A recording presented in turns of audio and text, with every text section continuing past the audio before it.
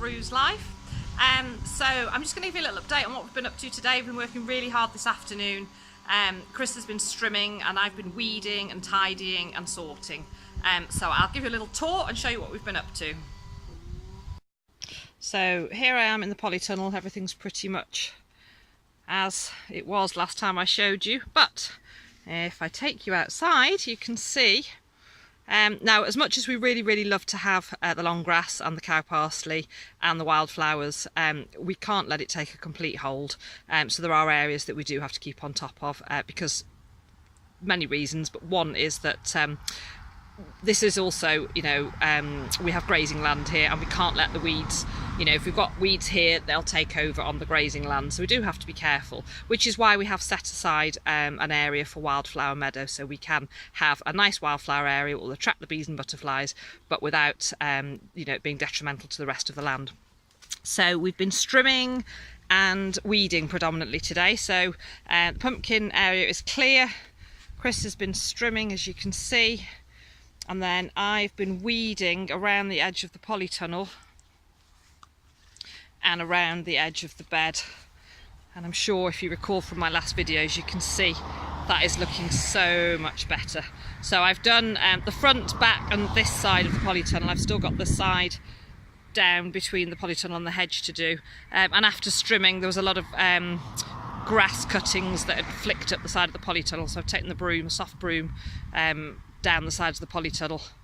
But other than that, everywhere's looking really good. And it's a beautiful sunny day again. Just take you up to the sun in the sky.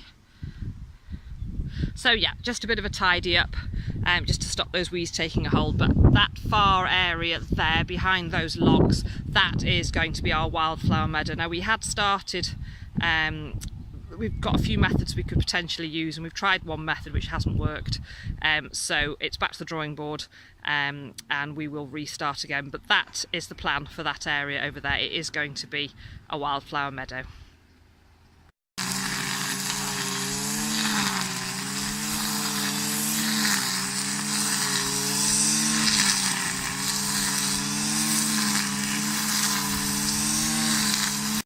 And then just a little mini update in the polytunnel. So the tomatoes that I put into the larger pots, they looked a bit sorry for themselves immediately after moving them, but they are perking back up again. And then over here I've got some kale that I'd just sown the seeds straight in, and they're a little bit close together, so I've just thinned those out so there's some better gaps.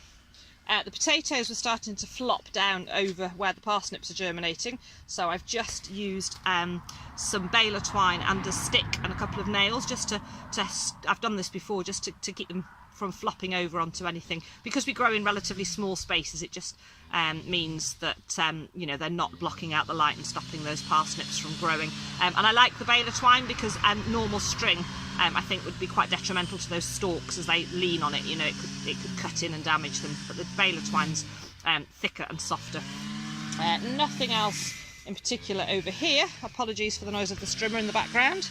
That's Chris doing the verges. Again, the verges look awfully pretty with the cow parsley, but when you're trying to pull in and out of a gateway, you can't see the traffic, and it's quite a busy road. So we do have to, we enjoy it for a little bit, and then we have to lop the tops off so we can actually, you know, so we don't cause ourselves injuries pulling in and out of the driveway there.